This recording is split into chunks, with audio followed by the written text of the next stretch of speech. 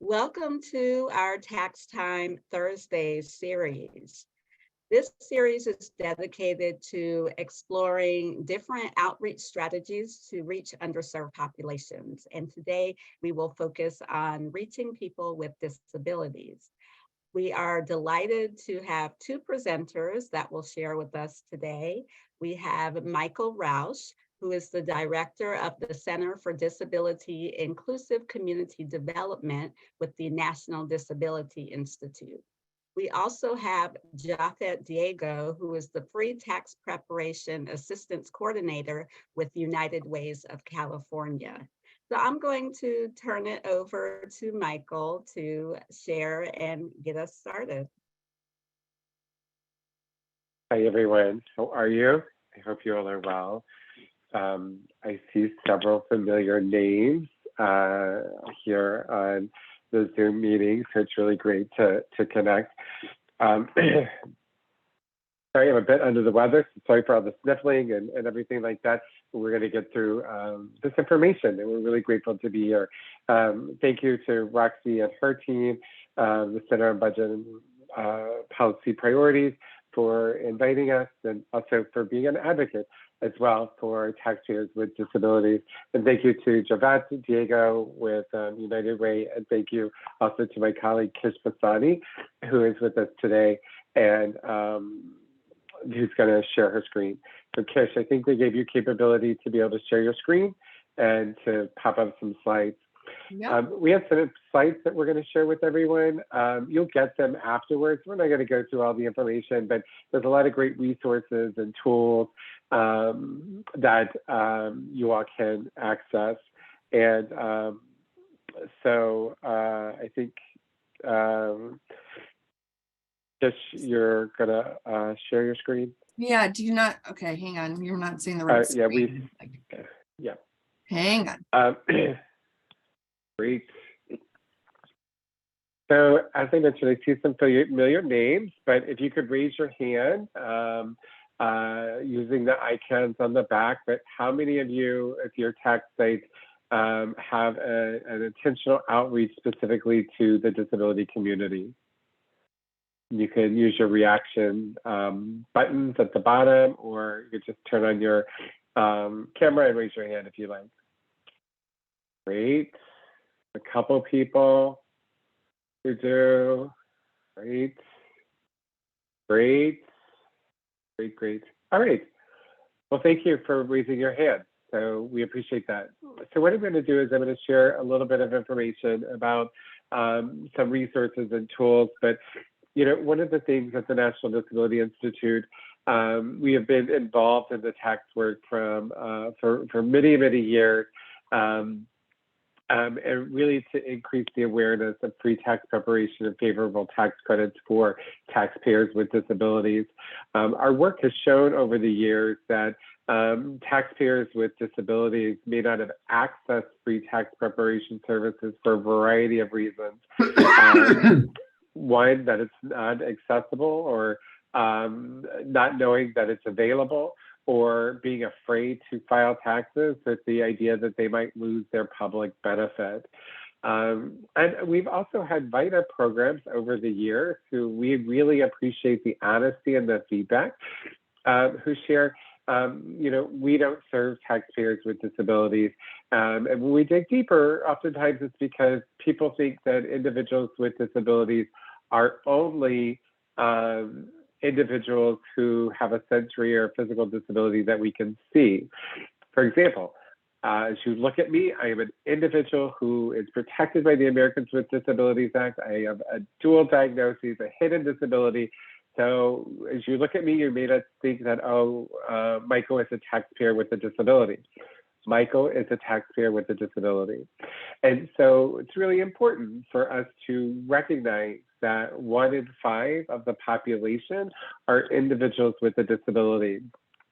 Disability could be a physical disability, a disability such as a person who uses a wheelchair, a person who is blind, a person who is deaf or hard of hearing, but it could also be a person with a learning disability, a person with mental health diagnoses, a person with epilepsy, a variety, a person who has cancer, a person with diabetes. So there is a wide variety of individuals that make up taxpayers with disabilities. So that's really an important piece, because even if we think we don't serve taxpayers with disabilities, or we know that all do, because 1 in 5 of the population have a disability. So for those of you who are new with the National Disability Institute, we are a national nonprofit organization.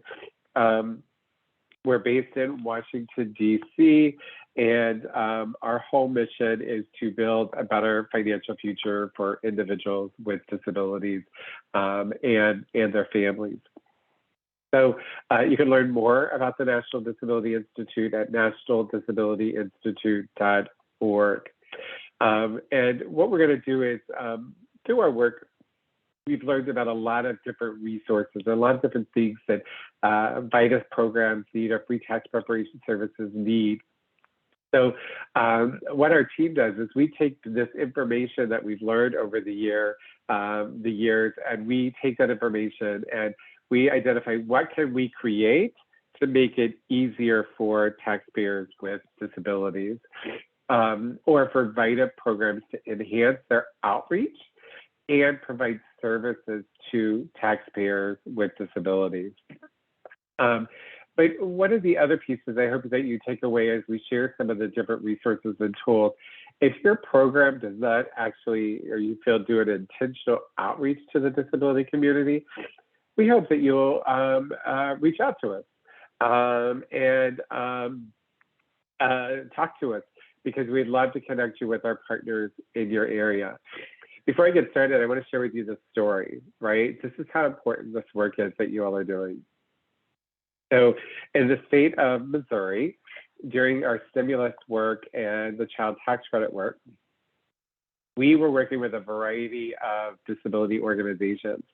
We happened to work with a few mental health providers, right? A mental health hospital, a large community-based mental health provider that provides intensive behavioral health services. With one particular organization, we found that 300 individuals that was receiving services from this organization were eligible for free tax preparation services and had not filed their taxes for over the past 3 years, right?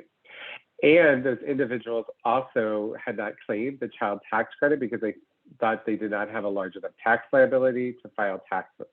So can you imagine the economic impact return for that one facility that had 300 individuals with a mental health diagnosis who had not filed their taxes?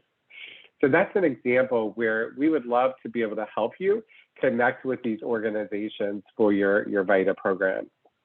So to help you in your outreach for your VITA program, we want to share with you just a few resources and then open it up to my colleague, Jafet, who's going to share some information. Next slide, please, Kish. Next slide.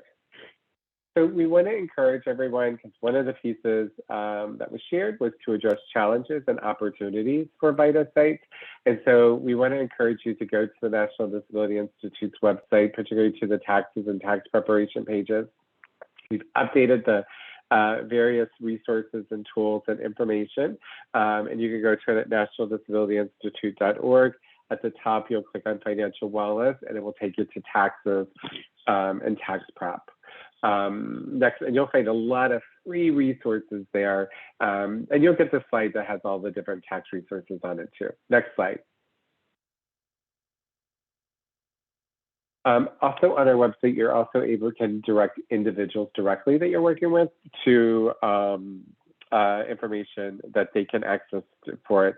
So for example, a great time during tax time is to do ABLE accounts, tax time savings, and an ABLE account.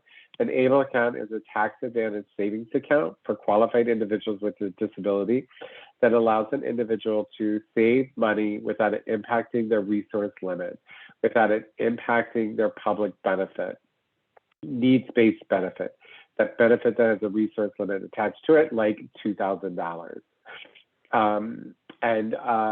So there's a great handout here to share with an individual about how to open an ABLE account or how to use it to save money. Also, different pieces on medical benefits, managing their money, and things like that. A lot of great resources. Next slide, please. So here's a really important piece for VITA sites. It's really important to understand people first language. So as you're building your capacity to be more intentional and inclusive, it's really important that you create that inclusive environment. So for example, people first language is where we put the individual with the disability first.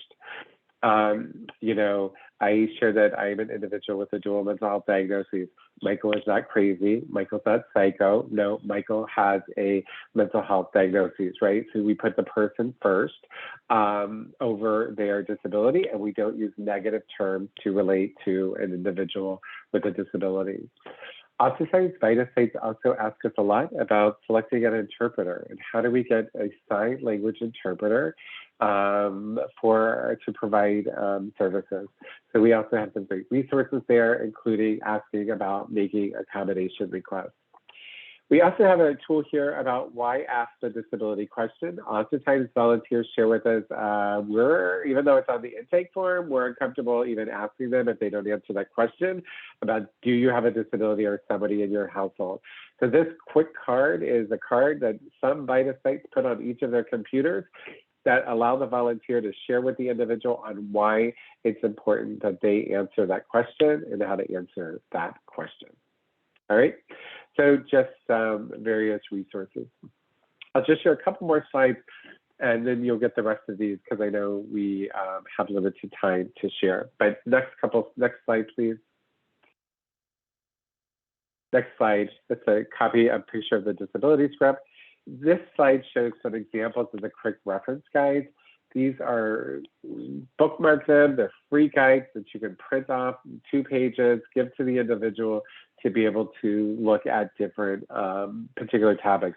There are tons of quick reference guides on our website, and they're all based on the barrier. Like, I can't work because I'll lose my benefits, or I can't own a home because I'll lose my benefits. So it helps guide them in the pieces. We get a lot of great feedback on the quick reference guides, so please check those out. Next slide. This is just an image of the people first language flyer that I talked about that you can check out. And I just want to get to another slide before I answer these questions. Next slide, please. And again, everybody will receive this. This is a great handout about making accommodation requests. How do I create an accommodation statement that you'll have? Also, a social media post and toolkit that we have. So actually, I guess I accidentally deleted the slide, but one of the great tools that we have is oftentimes VITA sites ask about, hey, how do we promote our free tax preparation services that are relevant to taxpayers or that respond to taxpayers with disabilities to see that we are a trusted partner and that we are here to help. We created free promotional flyers that had various myths and various disability statements on it, as well as they have images of taxpayers with disabilities that you could use and download for free. And guess what? You could even put your logo on the right-hand side of the flyer because we left a spot where VITA sites can do that. So we will make sure, Kitch can put that link in the box, but we want to make sure you have that as well. We also have social media posts and toolkits that you can access. So if you need messaging, like you feel like one of the barriers for us is how do we reach taxpayers with disabilities, we've created some great social media posts that have been used and tested that you can share with your communications team to specifically outreach to taxpayers with disabilities. Hi, everyone. My name is Jafet, and I'm the Free Tax Prep Assistance Coordinator here at United Ways of California. For those of you who are not as familiar with United Ways of California, we do a lot of education and outreach work around the Cali ITC credit, as well as other tax credits. We also work with partners throughout the state of California to provide free tax prep and also run the myfreetaxes.org website, which provides 3 free filing options for folks in California. So that's just a little bit about our organization. And then can you repeat your second question for me, Michael? Yeah, sorry about that.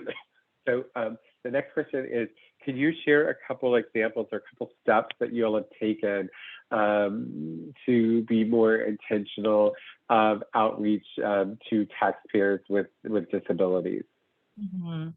I think for me, and actually, I think personally, I was in a unique position because at that point that I met Michael and the other staff at the National Disability Institute, I was actually newer on our team.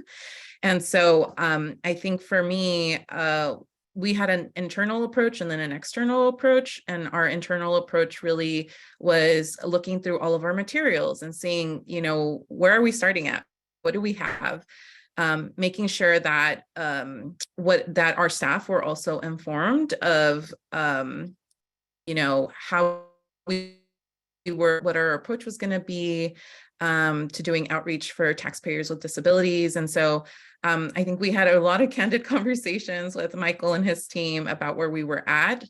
And internally, we actually took that financial inclusions training, which I highly recommend to everybody. I think for us, I'm not the person on our team that's a certified tax preparer. Our team is not the one that's actually directly helping folks with their tax returns, but I think it really, us becoming more knowledgeable was really, really important because I'm the person on our team that fields all the questions from taxpayers that are outreaching and saying, I'm looking for an in-person VITA site, or, do I qualify for this? Do I qualify for that? Some of the similar questions that y'all are putting right now in the chat room about, if I get a refund, does that count as income, and am I going to lose my benefits? So I think for us, it was really important for several members on our staff to really be trained and knowledgeable. And I know one of the things, I think after I met Michael,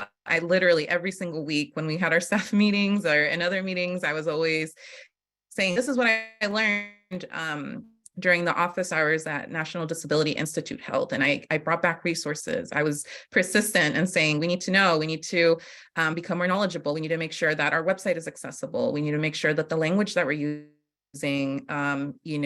really is focused on, being accessible and all of that. So, and I know one of the things that I also made sure was that some of my other staff members were also attending these office hours. So we also had our social media team coming on and thinking a lot about how to revise our materials and be more inclusive as well.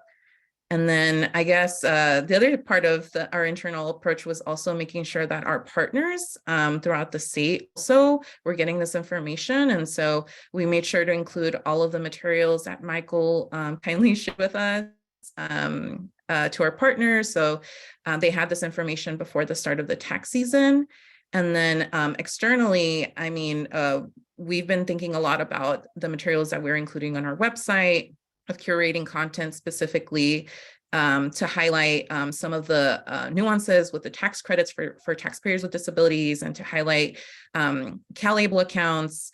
And then we also invited NDI to join us during our Instagram live event for Cali ITC Week. And and since then we've been actively thinking about how to be more inclusive and include that type of content in our website and in our planning.